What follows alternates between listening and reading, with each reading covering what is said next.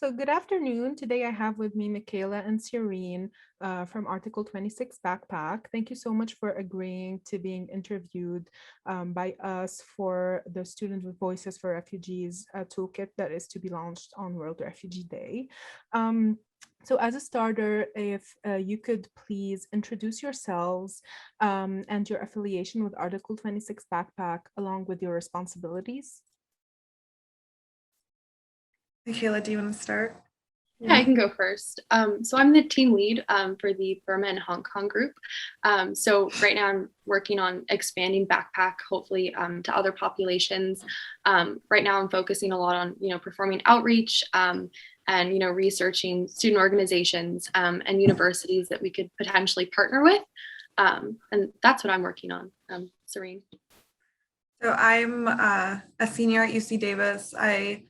Right now at the Article 26 Backpack, I'm the lead for the Middle East group. So we're trying to expand our reach to other countries in the Middle East, focusing on Iraq and Egypt. But with the state over there, we're trying to also focus on Northern California as well, as part of ReproNet, which is a refugee reproductive health network that spans through California. So in addition to expanding Backpack to the Middle East, I'm also working on getting that into our Northern California partners up here.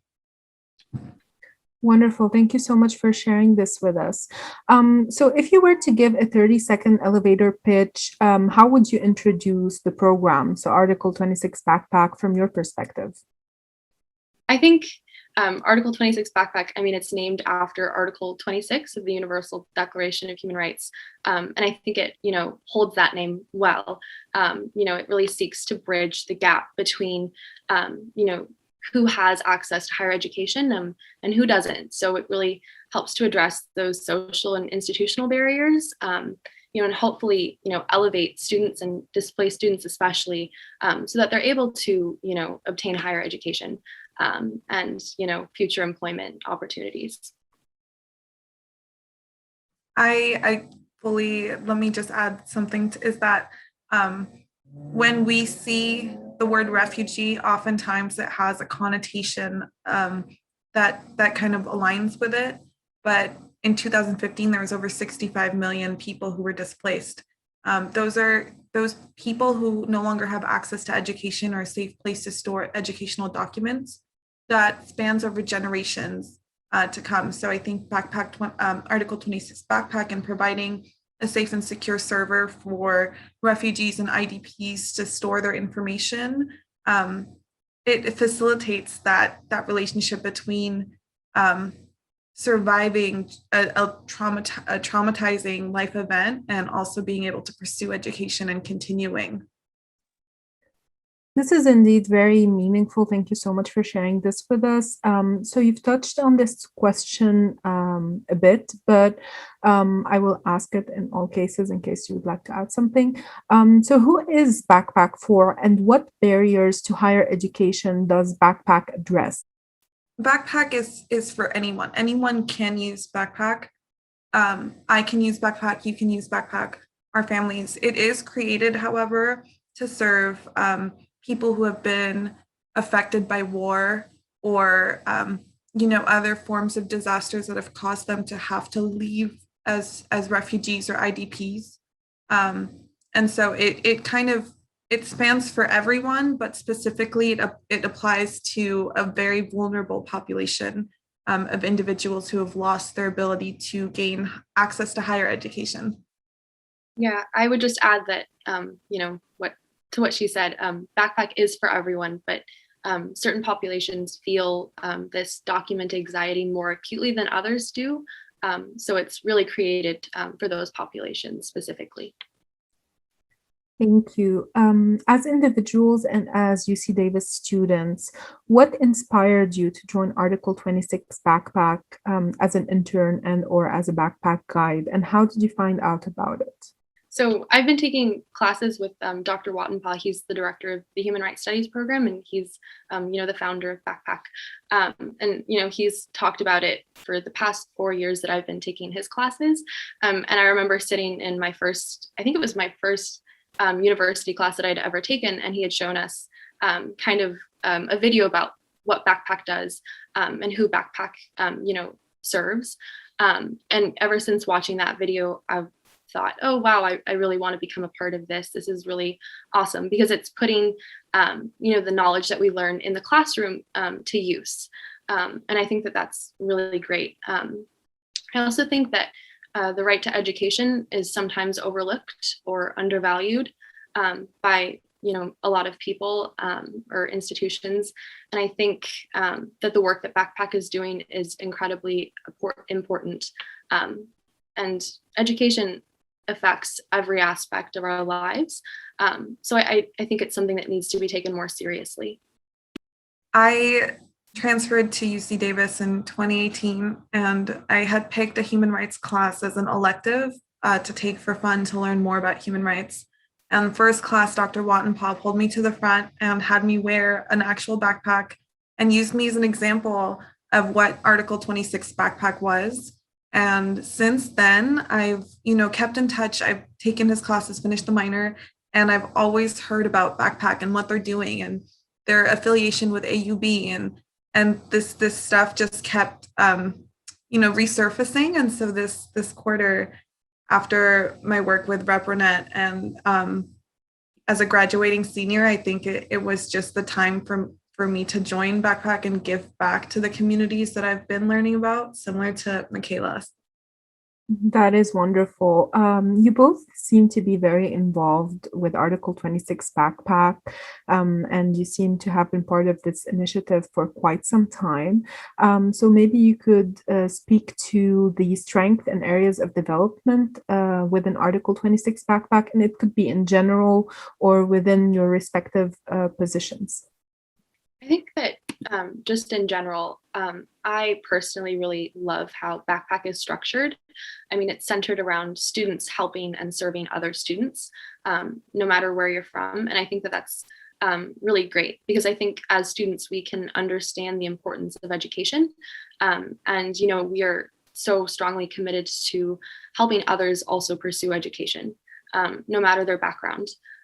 So I think that that's, something that definitely serves as a strength for Backpack. I completely agree with that. I think that having such a user-friendly interface that's available in multiple languages and very easy to navigate, they not only are you able to input certificates and diplomas, you can also input your resume. You can input some other forms of training that you want to have in a secure location. I think that's one of its strengths. It's so user friendly, but also very efficient in doing what it's supposed to do. I think one area of development would be to integrate it into more and more programs. And that's something that we're working on. So like Michaela said, she's heading one team and I'm heading another, and there are other groups heading other teams. And we're trying to make this as global as possible and reach as many people. So that's one area that we're working on right now. That is great. And if you don't mind me asking, what has been your outreach strategy in order to grow the presence of Backpack and its utilization?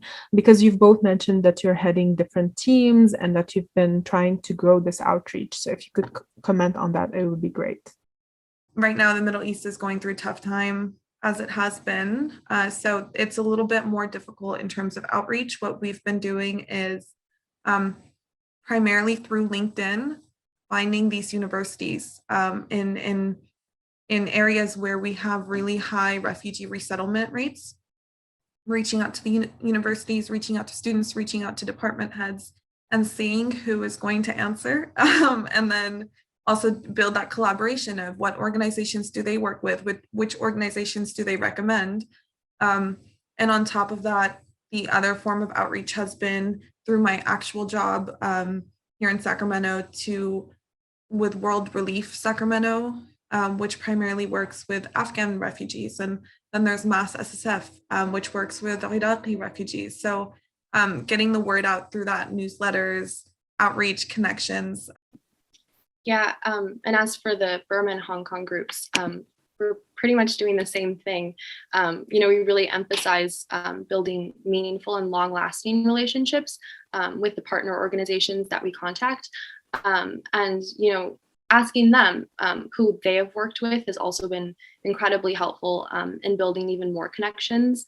Last week, our group, we met with Hong Kong Public Affairs and Social Services, and it was really informative to hear from people who are, being affected so closely, talk about the political climate and talk about specifically what they need and how we can be supportive and helpful to them specifically.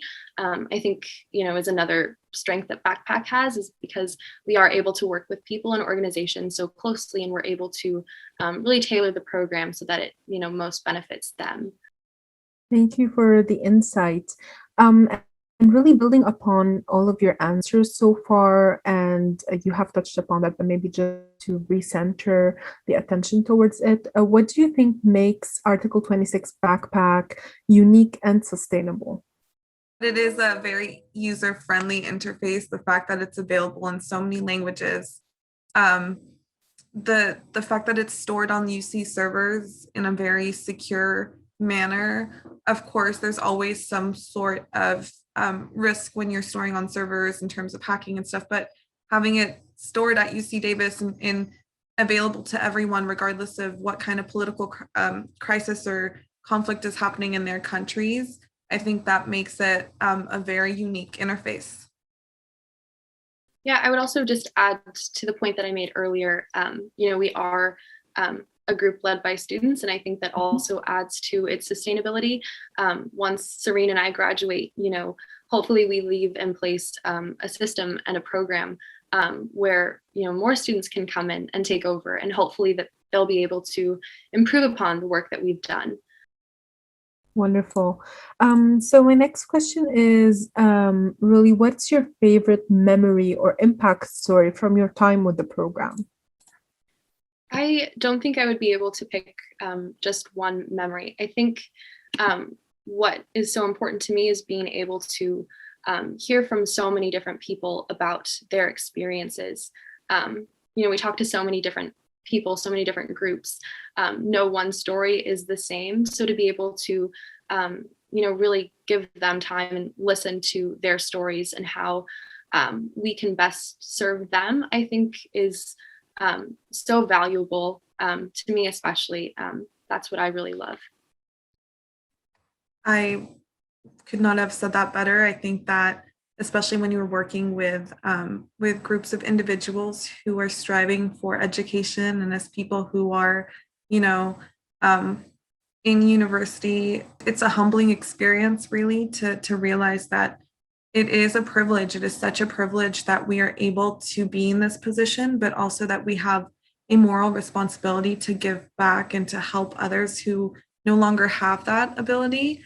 And to see so many students collectively work on a project like this to ensure that individuals like internationally have that access has been the most, I can't even put it into words, but it's a very heartwarming experience.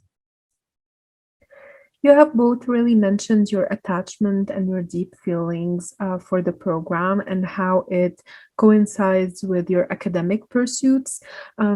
So really complementing that, how do you think this program has helped you personally and professionally in other areas of your life? I think in a few ways that it's definitely helped my, personal and professional development. One, just talking to so many different people from such diverse backgrounds and with such different stories, I think has definitely expanded my perspective. It's definitely an eye opener. I also think that, maintaining connections with so many different people and so many different groups abroad has also really helped me learn how to build meaningful connections with different people in different groups, especially internationally. because there are, some barriers to forming those connections. And I think that this opportunity has really been a really wonderful learning experience.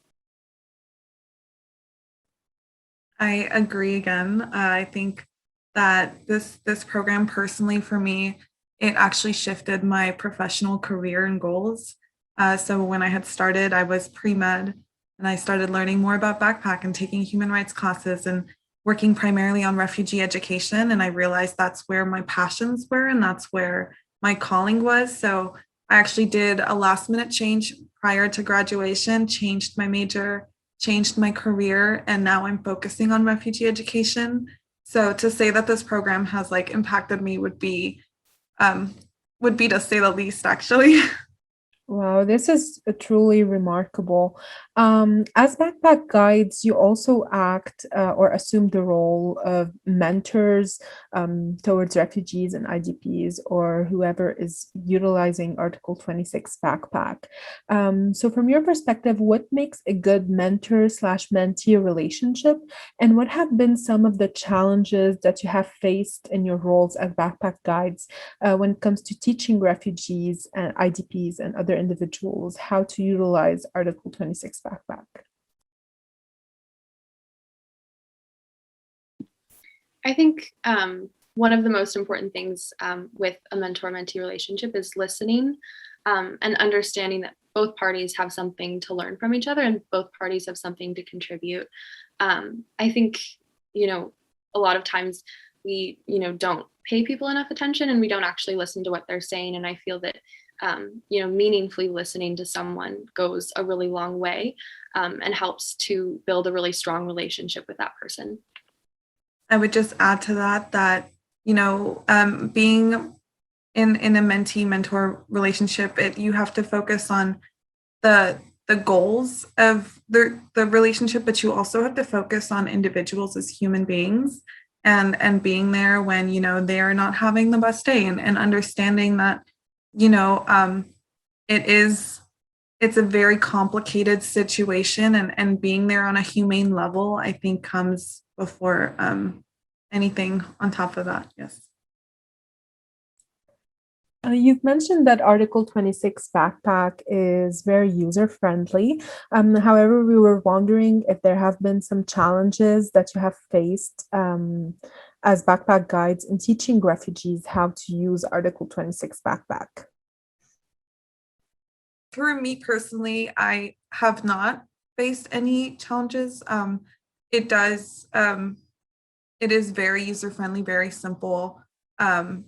And very straight to the point. So you have various tabs that you can decide if you want to upload educational documents or personal documents such as certificates of training and documents like that. So I haven't run into any issues with that aspect.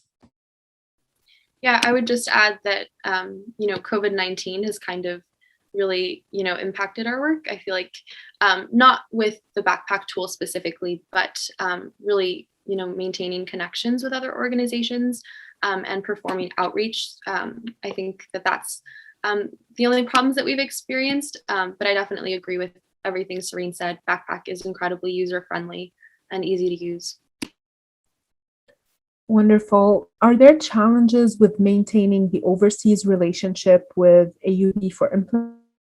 And how do you efficiently collaborate and coordinate across borders, especially when there are big time differences?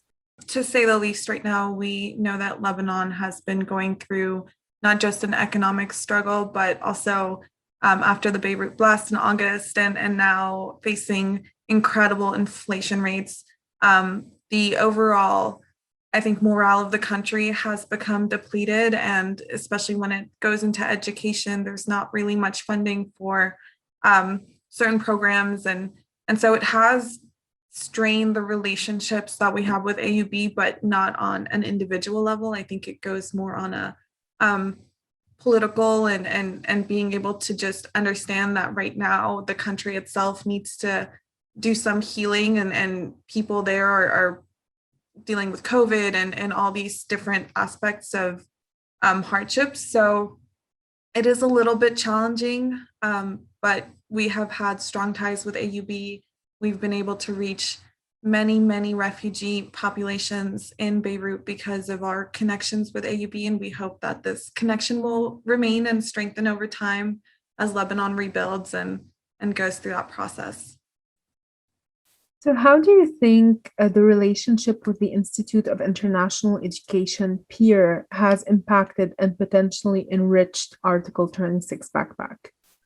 The IIE PEER has been incredibly helpful to Syrian refugees in particular. And then one of their influential statements is that, education is the orphan of war. Especially when you look at the Syrian civil war, the number of people who had that childhood and the ability to pursue education taken from them. Their work has been incredibly influential in the region, and our partnership with them, I think, has just strengthened the ability to reach as many refugee undergraduates, graduate students, anyone who wants to pursue higher levels of education. So it's been, I hope it's been as incredibly helpful for them as it has been for us. Wonderful. If you could improve or expand any element within the backpack handbook, what would it be and why? I think the main thing we're working on right now isn't necessarily to improve upon the handbook, but it's to get the handbook into the hands of more people. We're really trying to make sure that, we are getting this out to everyone and as many people that can benefit from it as we possibly can.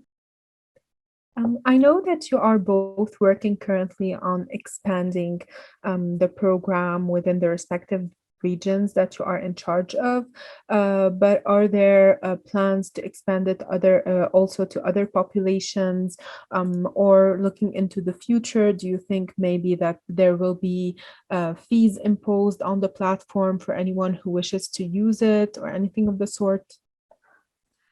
No, I absolutely do not think that in the future that there would be any sort of fees imposed on users. It is pursuing Article 26 of the Human Rights to Education. And the goal of the program itself is to ensure that anyone has access to higher levels of education, regardless of their situation, whether it be financial or socioeconomic situation. So I think Backpack will continue to provide this service to anyone who needs it, because you really never know when a population is going to go through something drastic that might change the balance for individuals in the country. So hopefully Backpack is going to be around for quite some time and help as many individuals storing educational documents as possible. Moving really into recommendations, do you have any recommendations or advice for students from displaced populations who are seeking to pursue higher education?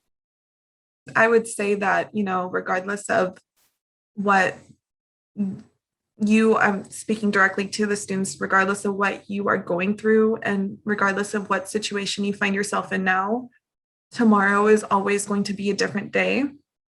Opportunity is present regardless of whether you see it or not. Don't ever give up on education if that is one of your goals. Education is going to be available to you. And, with platforms like Backpack, you are able to store documents. You're able to have a safe space to follow those passions and follow those dreams. So when one door closes, there are going to be 5 others that open. And thankfully, with services like this available to the public, there's always going to be a way for you to achieve that. From my understanding and from what you have both mentioned, you rely heavily on connections or establishing connections and linkages with universities in order to expand your reach and to reach your target populations. So what recommendations do you have for members of the US university community? And this could be college students, presidents, or whoever is part of that community who want to help refugee students access or be successful in or beyond college, or simply feel more welcome? I think a lot of the time, the US university community, we don't always see the barriers that exist for displaced students or for refugees who are seeking higher education. And I think, really taking a hard look at those barriers that do exist, and, mitigating them or tearing them down as much as possible, to make sure that everybody who wants to pursue higher education is able to. I think that, a long way. I 100% agree with that.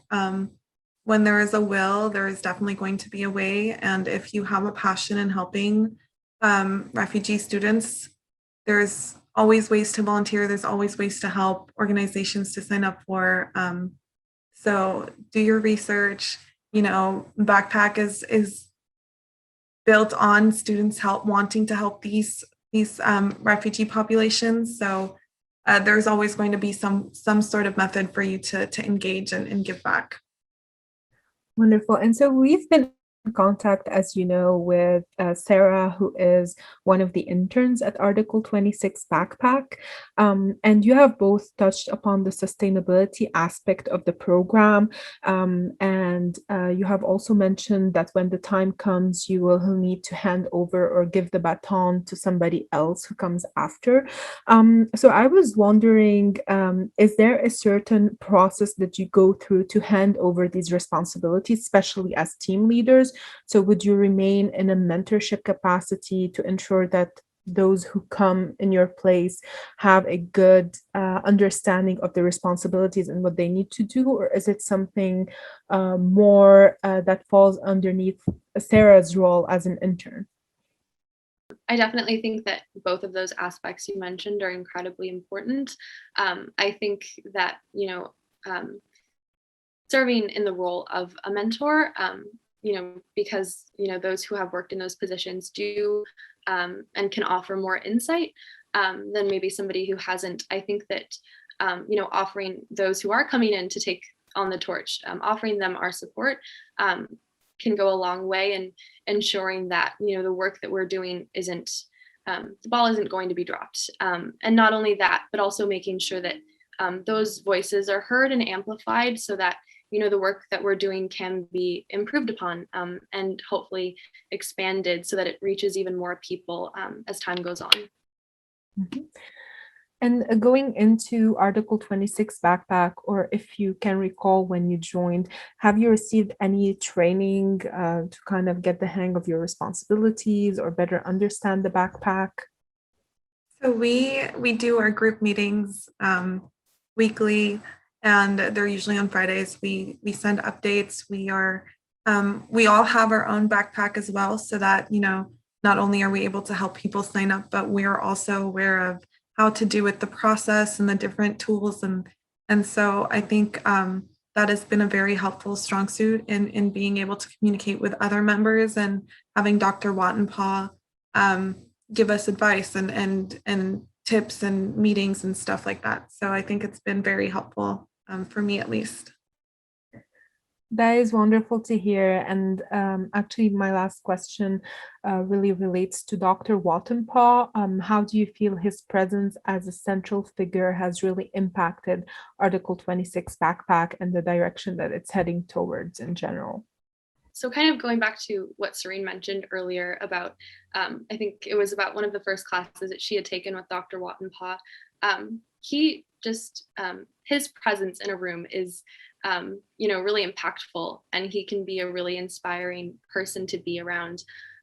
So having him, be the founder of this program and lead this program, I think is so meaningful, because I want to say that almost all of the students who are, working in the program have, taken his classes, and they've all, felt this way as he's lecturing or, attending his office hours, just having a conversation with him. I think everybody has been impacted by his presence and, his work experience. So I think that has gone a really long way.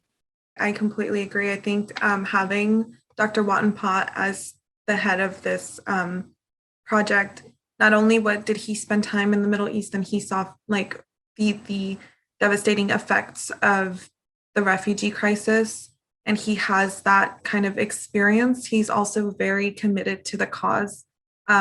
And he makes sure in his lectures and his meetings that students are understanding that, to put humanity first. And that is the first and foremost thing that we look as individuals, as other human beings who are deserving of rights, who are deserving of education, who deserve to be treated as humans. And that in itself, I think, impacts students to want to get involved, to want to do more. Michaela and Sereen, thank you so much for taking the time to be with us today and for answering all of my questions. I'm very happy, as I'm sure Michaela is, to be able to talk more about Backpack and to get as many people involved on the project as possible. And I do appreciate you guys taking the time to ask us these questions. Thank you, both of you, for joining us today. And it is always really heartwarming to get the time to hear about all of these wonderful initiatives that are out there specifically to help refugees, internally displaced persons, and other individuals. We wish you both a wonderful rest of the day. Thank you once again for being with us.